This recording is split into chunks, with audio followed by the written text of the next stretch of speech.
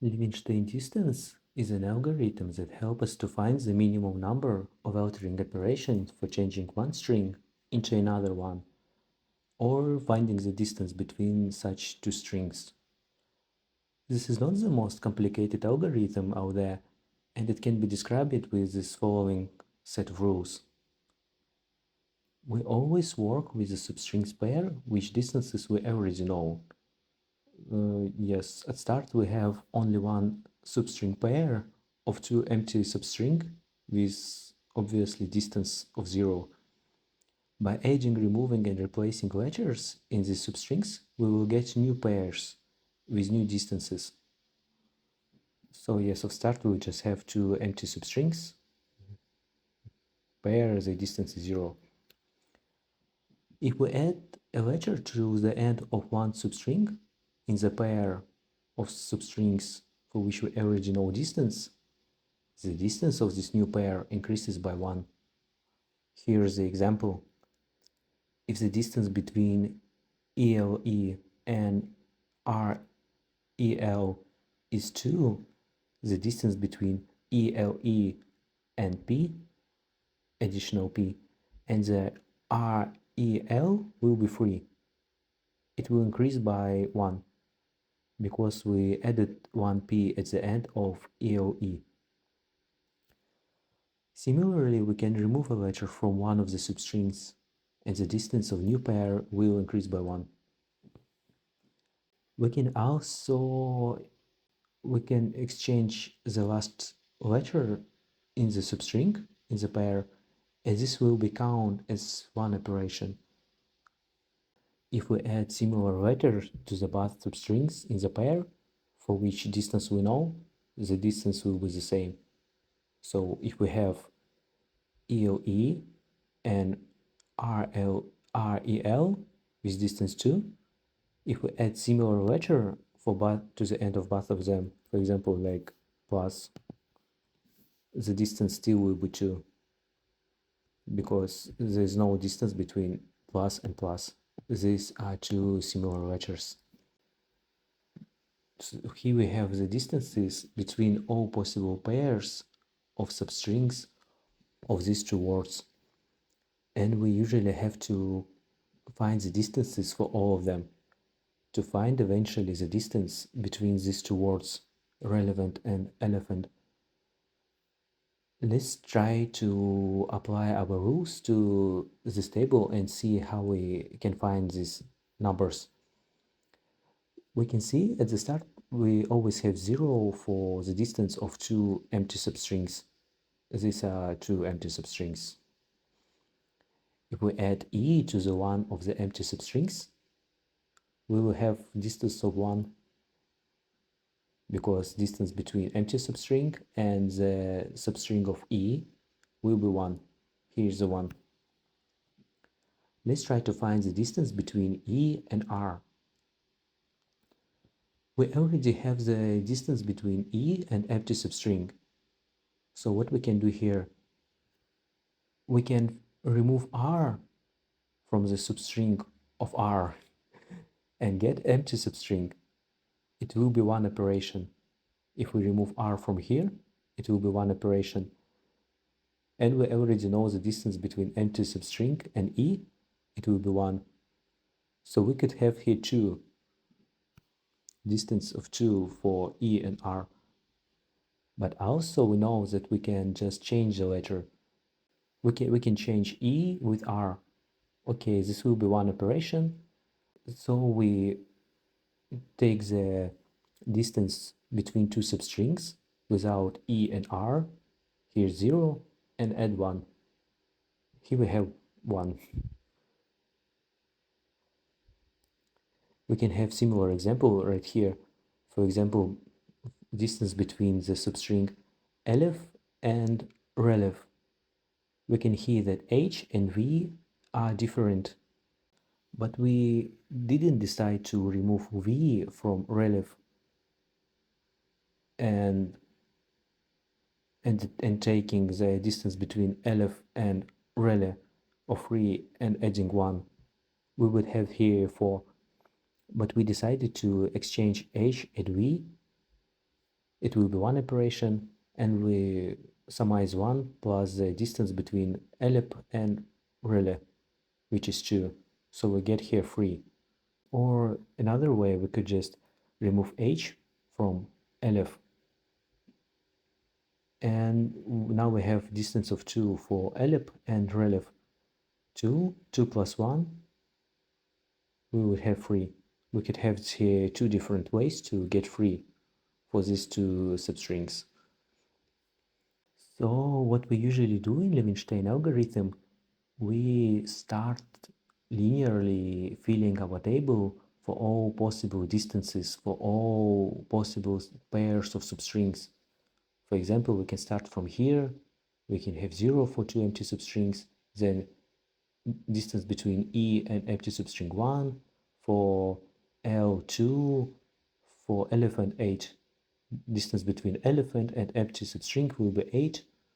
Then we finding the distance between all possible distances for R with all possible substrings of elephant.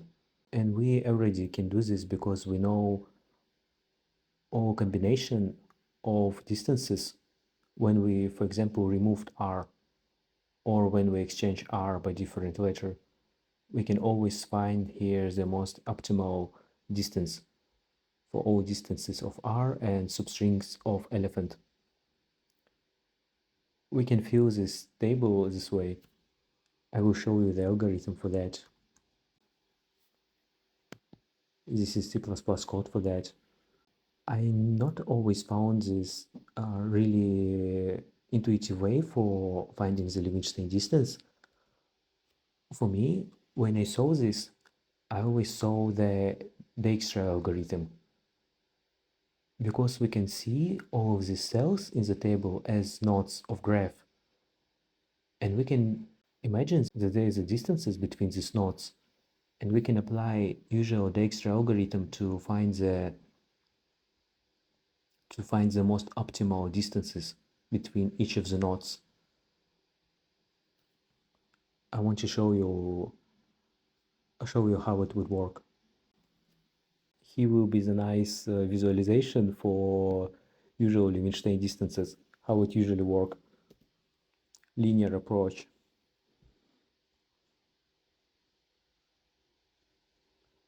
As we can see, it linearly fill all the distances between all possible substrings.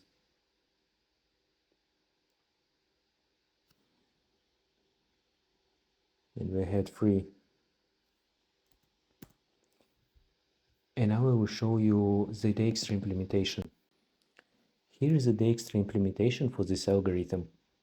If you know how the Dijkstra algorithm work, you will see that this is mostly the same.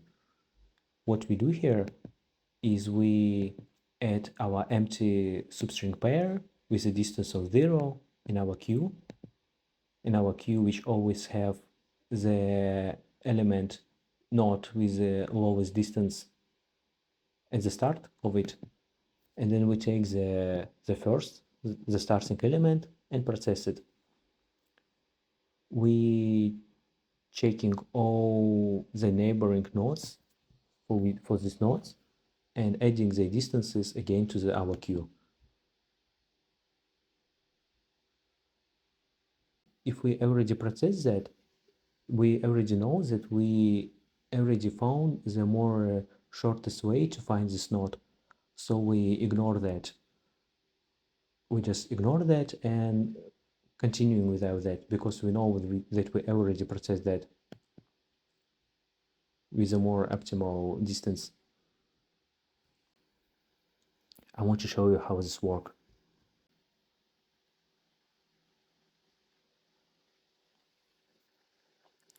You can see it always finding the most shortest way between nodes, and it didn't even fill all the table because it didn't have to. It just come right here. We can have different example with more letters, and we can see that this could be a bit faster.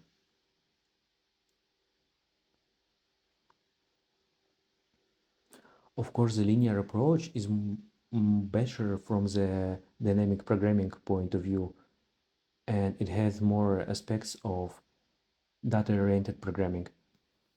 It will be better for CPU changing, and it would work faster than this. But here we have some optimization with the Dijkstra approach. When I'm thinking about Levenshtein distance, I always thinking about the Dijkstra algorithm.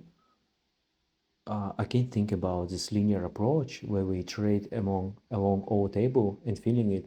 I always thinking about it as Dijkstra because this is kind of what we're doing. We're trying to find the most optimal distance between nodes, and only after taking some properties of this particular graph, which is table, we can see that we can optimize this Dijkstra algorithm to our usual Levenshtein distance. For example, of course, we know that this graph is table. Then we know that we can't possibly have shortcuts from bottom or right to the left top. We can have not shortcuts from here, for example, to here. So this is why we can linearly fill this table.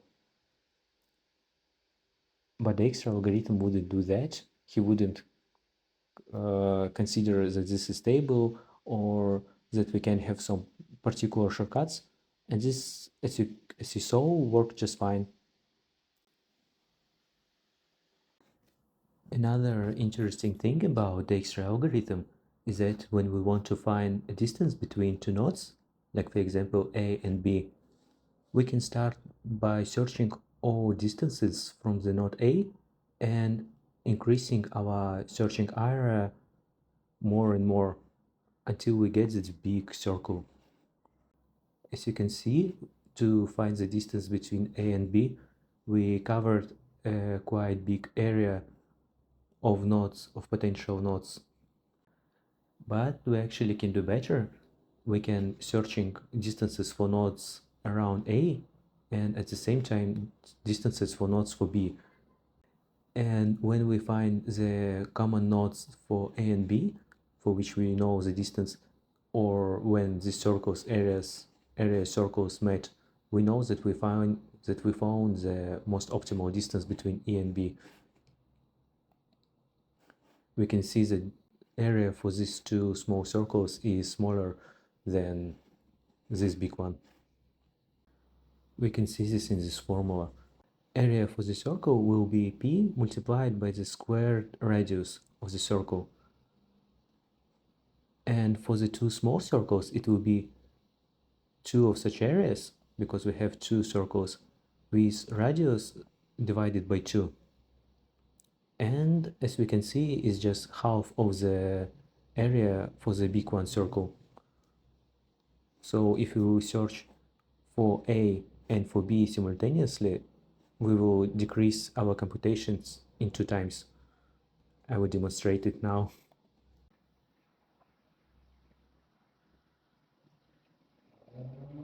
As you can see, we search it from 2 sides simultaneously, from left top and from the bottom right. And then when they just met, we found our result. This is free.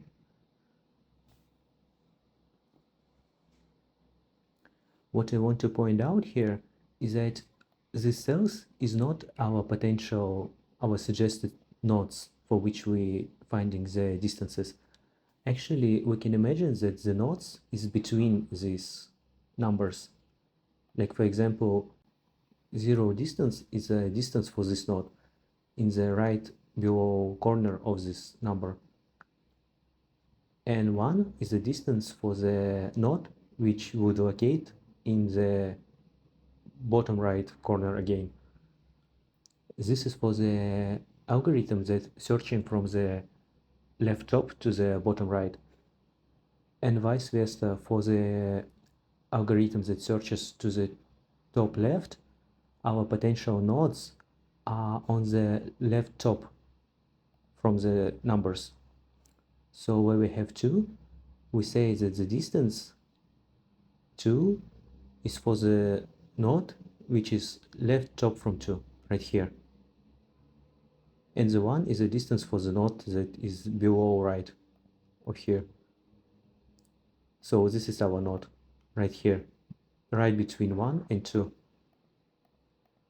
And we can just sum up them and get 3.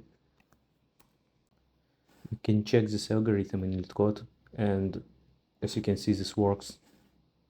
This is the same algorithm that search from the two sites simultaneously.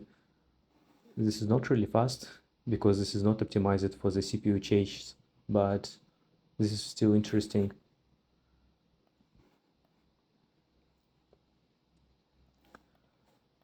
I will provide all this code in the link to GitHub in the description of this video.